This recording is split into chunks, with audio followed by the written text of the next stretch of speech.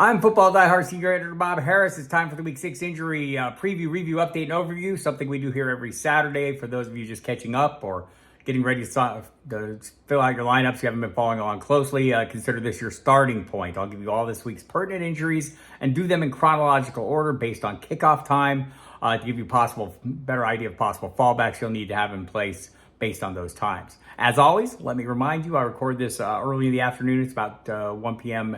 Eastern time, or 2 p.m. Eastern time, excuse me, and things will change.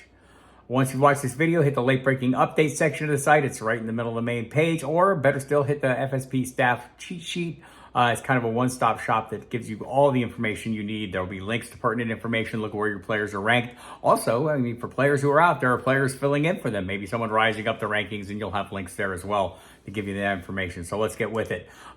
Two teams on bye this week, the Packers and Steelers. Get those players out of your lineups right now. There's a London game. It is the Ravens at the Titans, although it's in London. Treylon Burks has been ruled out for this game, so no decisions there. There's no real exciting and active announcements. We'll be looking for news on Keaton Mitchell Saturday afternoon today. He may be elevated from IR. Don't know that he moves ahead of anybody. It's still Gus Edwards and Justice Hill as the primary backs there, but something to watch is Mitchell. Going to the early afternoon window, we have the Panthers at the Dolphins. Miles Sanders for the Carolina Panthers has been ruled out with a shoulder injury. Chuba Hubbard moves into the starting lineup. May see some more Laviska Shenault Jr. as we saw last week getting some carries. Raheem Blackshear will also be in the mix. On the other side of the ball, Devon Achane out for 4 weeks. So he's on IR with a knee injury. Jeff Wilson Jr. designated to return from IR. Doesn't look like he will this week. That's something to watch for this afternoon. 4 p.m. Eastern time deadline. I'll have those updates in as they come in. But he's listed as doubtful, so that seems unlikely to be the case. So Salman Ahmed and Chris Brooks will back up Raheem Mostert in this game. The Colts are at the Jaguars. No Anthony Richardson. He's out at least 4 weeks. Some reports say it could be 8 weeks, and we'll have to see what happens there. With Gardner Minshew in as the starter, he's very serviceable, keeps the passing pieces in place. We'll have to see how that running back rotation works out. Expecting to see more of Jonathan Taylor this week, but Zach Moss really successful last week. This is a tough matchup to run against the Jaguars as well, so keep that in mind. Mo Alley Cox was cleared on Saturday through the concussion protocol, had been listed as questionable. He is off the injury report. Zay Jones ruled out for the Jacksonville Jaguars. For the Minnesota Vikings at Chicago, there is no Justin Jefferson. He's on IR too, out at least 4 weeks. It's a tough one.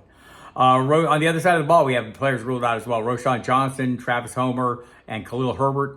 The running backs ruled out. Khalil Herbert and Equanimeous St. Brown placed on injured reserve, so they'll be out 4 weeks. So Khalil Herbert out for 4 weeks. Deontay Foreman moves into the starting lineup. They signed Darrington Evans into the mix. Kerry Blazing game, the fullback who played a little halfback last week. He's capable of that. But it looks like Deontay Foreman will get the bulk of the workload for the Chicago Bears. On the other side of the ball, with Jefferson out, KJ Osborne and Jordan Addison all get a little more run. TJ Hawkinson remains rock solid. So there are opportunities there in a pass-heavy offense. The Saints are at the Texans. For the Saints, Juwan Johnson has been ruled out with a calf injury, the same one that's kept him out for previous 2 games. Derek Carr and Chris Olave, right shoulder and toe, respectively, both off the injury report, good to go. Carr seems to be picking up the pace a little bit, and as he's able to throw deeper, that obviously works in Olave's favor. On the other side of the ball, C.J. Stroud playing quite well, might be down some receivers. Tank Dell and Robert Woods both listed as questionable. They activated Noah Brown from IR today, so we'll see that. We may see him in the mix because it sounds unlikely that Dell will play. Dell and Robert Woods both listed as questionable. Dell with a concussion has yet to be cleared, so we'll be watching for that. But the local reporting is he's unlikely to play this week. Woods should play. Nico Collins remains a good option there. It's a tough matchup against the Saints, but Dalton Schultz also has been coming on the last couple of weeks. Again, a tough matchup there. 49ers and the Browns, talking about tough matchups. Both defenses playing extremely well. For the Browns, no Deshaun Watson. He is out this week and maybe beyond, has a deep bruise to his rotator cuff reportedly. Won't be Dorian Thompson-Robinson moving in. It will be P.J. Walker, elevated from the practice squad today. He will be the starter this week. David Njoku listed as questionable. I don't know if you've seen the pictures he posted on his social media. Got burned badly a couple weeks ago. Man, looks like pretty bad, but it seemed he played through it last game, so right after it happened, so seems likely to as well, but is listed as questionable. Elijah Mitchell on the other side of the ball listed as questionable as well, so watch out for that. He's been out the last couple weeks with a knee injury. It's been the Christian McCaffrey show. don't know that I expect that to change. Tough passing matchup, maybe a little better running matchup for the San Francisco 49ers. Seahawks are at the Bengals. T. Higgins is considered a game-time decision with the same rib injury that sidelined him last week. He did work on a limited basis this week, so a chance to come back. Pretty good passing matchup here. Saw Joe Burrow finally get on track last week. Expect more of the same this week. Commanders and Falcons, everyone's in the clear there. If we go into the late afternoon window, the Lions are at the Buccaneers. Nose on of a night. Nobody's worried. He's out probably for an extended period. Jahmyr Gibbs out again this week with a hamstring injury. Sam Laporta added to the injury report. Questionable with a calf injury. He seems likely to play. He says he's going to play. But with the late afternoon kickoff, you'll want to have a fallback in place. Maybe it's one on the other side of the ball. Kate Otten, if he's available in your league. The Buccaneers tight end could be someone you could plug in to avoid a zero. The Eagles at Jets. Quez Watkins ruled out for the Eagles. Darius Slay also out this game. The Eagles have been a favorable passing matchup for opposing teams. So if you trust your Zach Wilson to get Garrett Wilson going, good matchups for him abound in this game. The Patriots are at the Raiders. They'll be without Juju Smith-Schuster and Demario Douglas, the wide receivers. They could elevate Tyquan Thornton from IR today. We'll be watching for signs of that. Watch the update section for more on that.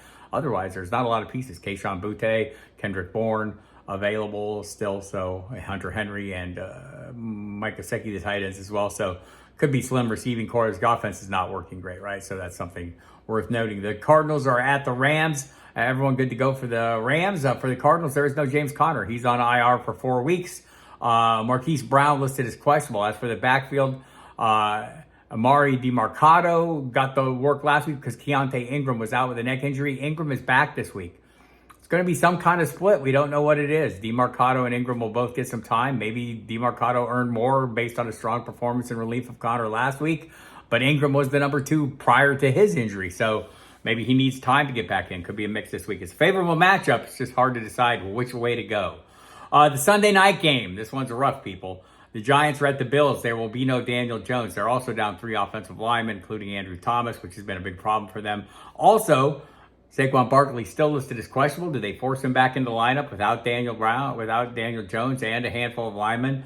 Gary Brightwell also questionable, both of them with ankle injuries. Darren Waller questionable with the groin injury. He seems likely to play. I don't know if this was an injury as much as a maintenance situation as he described it. That's why they held him out of practice one day. He's worked the last 2 days. So watch that. The 2 tight ends for the Buffalo Bills both have issues. Dalton Kincaid and Dawson Knox. Kincaid's in the concussion protocol, has yet to be cleared. Has until Monday night to do that. Dawson Knox has a wrist injury. They're both listed as questionable. For the Monday night game, looks like everyone's going to be good to go. Tony Pollard had a limited practice open the week. He's fine. Came and worked fully on Friday, so seems to be trending in the right direction. We'll have the official injury report up there, but also Justin Herbert has a fractured finger on his left hand. He's going to play with that, played through it last game. And Austin Eckler is practicing fully and says he's 99% certain to sure. I think it's 100% certain. Donald Parham, tight end, is a little beat up with a wrist issue. That's something to watch if you're digging that deep or playing in DFS games. But there you have it. There's the Week 6 injury preview, review, update, and overview. Hit the website again for all the late-breaking updates that may be changing the information that I've just given you. Also for tons of other great content, including John Lobb's DraftKings sheet of knowledge, my own DFS 3-and-out tournament, Gary Davenport's The Shadow Knows, Jamie Calandro's Week 6 DraftKings picks, Justin Lenero's cheap DFS plays, Casey Joyner's blue-rated wideouts, and many other things. Brad Cruz, start great high-stakes player, and Drew Phelps' prop bets will be up before the game. So check it out. Good luck this week, and we'll see you again next week. Thanks.